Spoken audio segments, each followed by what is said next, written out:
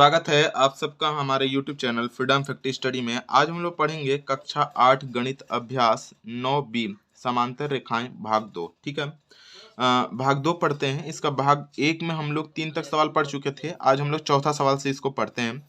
तो चौथा सवाल में दिया हुआ है हमारा कि ABCD एक वर्ग है। ठीक है ना, ABCD एक वर्ग है। ठीक है ना, बोला है तथा LMNO क्रमशः भुजा AB मतलब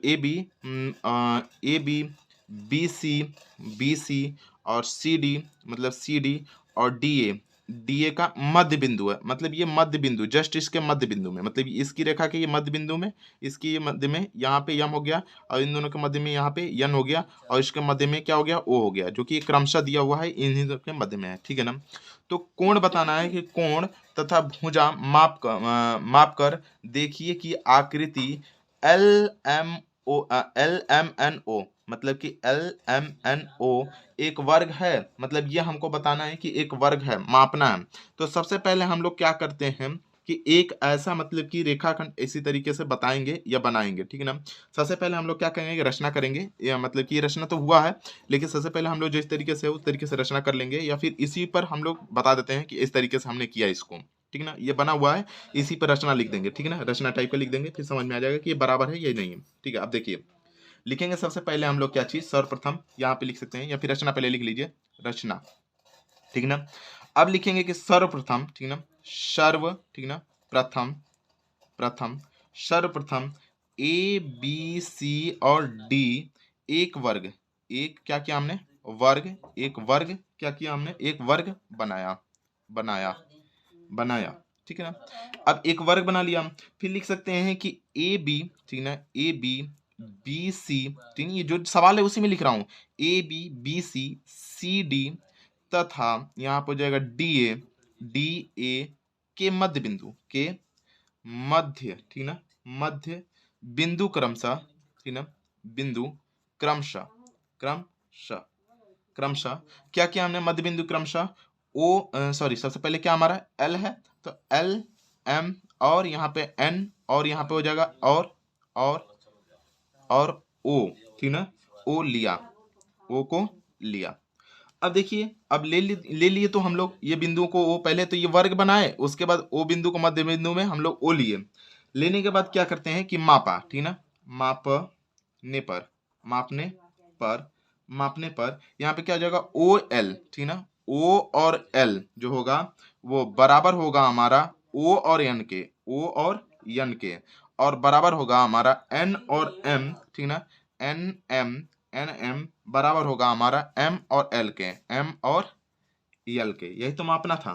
तथा यहाँ पे लिख सकते हैं, तथा ये बराबर हो गया, तथा लिख सकते हैं कोण L बराबर कोण O बराबर कोण N बराबर कोण M, ठीक ना, बराबर यहाँ पे हो जाएगा हमारा 90 डिग्री, क्योंकि सारे कोण हमारे 90 डिग्री होंगे क्योंकि एक दूसरे पर लंब है। ठीक ना, अतः इस तरीके से लिख सकते हैं कि अतः यहाँ पे जाएगा LMN और O एक वर्ग है, एक क्या हो जाएगा हमारा, वर्ग है। इसी तरीके से बस इसको सॉल्व करना था, आप लोग इसको कर लीजिएगा, इस तरीके से ही ये हो जाएगा। ठीक है, अब हम लोग चलते हैं इसके अगले सवाल को देखते हैं, पांचवें सवाल को। पांचवा सवाल हमारा दिया हुआ है कि त्रिभुज ABC में कोण B एक समकोण है। कोण B क्या हमारा एक समकोण है। बोला है कि M भुजा AC के मध्य है। जो M भुजा है हमारा AC के ये मध्य है, ठीक है ना, मध्य मतलब बीचों बीच, जितना दूरी यहाँ से यहाँ तक होगा वही दूरी यहाँ से यहाँ तक होगा, ठीक है ना, बिंदु है। और यहाँ पे बोला है कि M से AB पर, मतलब कि M से, ठीक है ना, M से AB का मतलब AB पर M से AB पर लंब है, ठीक है ना, AB पर तथा ML पर लंब है, M और L क्या हमारा लंब खींच दिए हैं, ठीक है ना, AB पर यहाँ पे, ठीक है, लंब खींचा गया।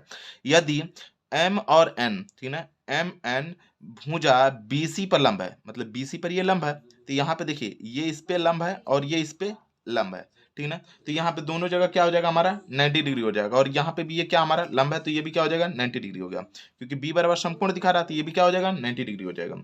अब देखिए ये तो सारा कुछ 90 डिग्री अभी क्लियर हो गया, यहाँ का नहीं पता है तो नहीं कर सकते। ठीक है, अब देखिए यदि यहाँ पे लिखा है तो दिखाइए कि आकृति जो है L जो है एल एम एन और बी एक आयत है। मतलब यहाँ पे भी ये हमको दिखाना है कि ये छोटा वाला क्या है, एक आयत है। तो सबसे पहले हम लोग लिखेंगे त्रिभुज, ठीक ना। सबसे पहले लिखेंगे त्रिभुज, ये त्रिभुज है जो बड़ा सा, इसमें लिखेंगे त्रिभुज ए बी और सी। त्रिभुज ए बी सी में, ठीक ना, त्रिभुज ए बी सी में, त्रिभुज ए बी सी में यल, ठीक ना, ये वाला बिंदु एल ए बी पर क्या है, लंब है। यल जो है ए बी का, लिख सकते हैं यल ए बी का, ठीक ना, मध्य बिंदु है, ठीक है, मध्य बिंदु है, बिंदु, मध्य बिंदु ए बी का मध्य बिंदु है, ठीक ना, मध्य बिंदु है ए बी का मध्य बिंदु तथा, ए बी का मध्य बिंदु है, लिखिए पहले इसमें मध्य बिंदु है, ठीक है, ए बी का मध्य बिंदु है। इसके बाद लिखिए तथा यहाँ पे एम जो है, एम ए सी का मध्य बिंदु है, ए और सी का, ए सी का मध्य बिंदु, इस तरीके से लिखिएगा, मध्य, ठीक है ना, बिंदु है, बिंदु है, ए सी का मध्य बिंदु है। अब लिख सकते हैं कि कोण बी बराबर 90 डिग्री, जो कि इसमें दिया हुआ है, कोण बी एक समकोण है, कोण बी बराबर एक समकोण है, तो कोण बी बराबर 90 डिग्री। अब देखिए कोण बी बराबर 90 डिग्री तथा यहाँ पे लिख सकते हैं कोण एन बराबर भी 90 डिग्री, कोण एन बराबर भी क्या हो जाएगा हमारा, कोण एन बराबर भी 90 डिग्री। अब कोण बी बराबर 90 डिग्री, कोण एन बराबर भी 90 डिग्री आ गया। अब देखिए जो यल है, ठीक ना, एल एम जो है, एल एम ये क्या है, बराबर है 1/2 बी सी के, बी और सी के। जो एल और एम है वो 1/2 है कि मतलब कि बी सी का, बी और यहाँ पे देखिए बी और ये सी का 1/2 है, ठीक है ना। तो इसलिए हम लोग क्या कर सकते हैं, 1/2 यहाँ पे बराबर, यहाँ पे बी और एन हो सकता है कि नहीं हो सकता है, ये बात देखिएगा। बी और एन क्या हो जाएगा हमारा, 1/2 बी सी का आधा हो जाएगा हमारा बी एन, ठीक है। इस तरीके से कर सकते हैं हम लोग। यहाँ पे लिख सकते हैं कि एल और एम, एल एम बराबर हो जाएगा हमारा बी और एन, ठीक है ना, बी और एन हो जाएगा, ठीक है ना, ये हो जाएगा हमारा बी एन। एल और एम, एल एम बराबर हो जाएगा हमारा बी और एन के बराबर हो जाएगा। अब देखिए यहाँ पे लिख सकते हैं कि इसलिए यहाँ पे हो जाएगा एम, ठीक है ना, यहाँ पे लिख दीजिए, यहाँ पे चूंकि, चूंकि मत लिखिए, इसलिए चूंकि तो इसमें लिखना चाहिए था, चलिए ठीक है। इसलिए यहाँ पे हो जाएगा हमारा m और n बराबर, m और यहाँ पे हो जाएगा n, एम एन, ठीक ना, m और n जो है बराबर है हमारा 1/2 ए बी के, a और b के बराबर लिख सकते हैं b और l, ठीक है ना। अब बात को बस थोड़ा समझिएगा, यहाँ पे जो लिखा हुआ है कि m और n, ठीक है ना, m n जो है बराबर है, किसके बराबर है, 1/2, 1/2 ए बी और बी एल, मतलब कि बी एल के बराबर हो गया, ठीक है। तो लिख सकते हैं इसलिए यहाँ पे हो सकता है हमारा तथा, इसलिए हो सकता है तथा यहाँ पे हो जाएगा एम और एन जो बराबर हो जाएगा बी और एल के बराबर हो जाएगा। जब ये सारी चीजें बराबर हो जा रही हैं तो इसका मतलब क्या हो सकता है हमारा, लिख सकते हैं कि इसलिए, ठीक है ना, इसलिए हमारा हो जाएगा हमारा कि एम और एन जो होगा वो समांतर होगा ए और बी के, ए बी के समांतर होगा। अतः लिख सकते हैं कि अतः, अतः एक, ठीक है ना, अतः एक मतलब कि यल और यम और यन और बी एक क्या हमारा है, आयत है। अतः ए मतलब कि अतः एल एम एन बी एक आयत है, एक इधर लिखिएगा, एक आयत है, आयत है, ठीक है। इस तरीके से इस सवाल को आपको आराम से करना है, बस मतलब ज़्यादा परेशान मत होइएगा, आराम आराम से करिएगा, समझ में आ जाएगा, ठीक है ना। यहाँ पे और कुछ चीज़ें छूट जाती हैं जैसे आता है, इसलिए तो उसमें परेशान नहीं होना है, ठीक है ना, कि इसमें छूट गया, ठीक है, वो इतना सही है, ठीक है। तो इस तरीके से आप इसको कर लीजिएगा। अब हम लोग चलते हैं इसके अगले सवाल, छठे सवाल को देखते हैं कि छठा सवाल है कैसे। छठा सवाल हमारा दिया हुआ है कि पार्श्व चित्र में L समांतर M, ठीक है ना, P लंब है हमारे M पर, जो P है वो लंब है M पर, और यहाँ पे P लंब है N पर, जो P लंब है N पर। देखिएगा, समझिएगा बात को, ये सारी समांतर रेखाएं हैं, L M और N समांतर रेखा है, और ये सीधी एक रेखा गई है, इस रेखा को आप P कह सकते हैं, P, ठीक है ना। और ये P रेखा क्या है हमारा, सब पे लंब है, ठीक है ना, यहाँ पे M पर भी यन पर भी लंब है, यम पर भी लंब है और यल पे भी लंब है। तो जाहिर सी बात है यहाँ पे भी 90 डिग्री, यहाँ पे भी 90 डिग्री और यहाँ पे भी 90 डिग्री बनेगा। तीन रेखाएं हैं और तीन सवाल इसमें बन रहे हैं। बोला है कि M जो है और समांतर N है क्यों, मतलब कि जो M है वो समांतर N के है, तो क्यों है। तो सबसे पहले लिखेंगे कि समांतर है, हाँ, हाँ लिख देंगे, हाँ। अब क्यों है वो लिखेंगे सबसे पहले, क्योंकि देखिएगा समझिएगा, क्योंकि यहाँ पे जो यल है, यल समांतर हमारा एम तथा यल समांतर यम है, तथा यहाँ पे लिख सकते हैं कि पी यल समांतर एन है, तथा पी लंब है, पी क्या है, लंब है किस पे हमारा, पी लंब है यम पर भी, और पी लंब है हमारा, पी लंब है हमारा यन पर भी, सॉरी यन पे भी स्मॉल यन रहेगा, यन पर भी। इसलिए यहाँ पे क्या कर सकते हैं, इसलिए यहाँ पे हो जाएगा हमारा, ये जो बोल रहा था हमारा यम और समांतर, यहाँ पे हो जाएगा हमारा एन है, एन है, ठीक है ना। इस तरीके से आपको इस तरीके से दिखाना था। पहला हो गया ये सवाल।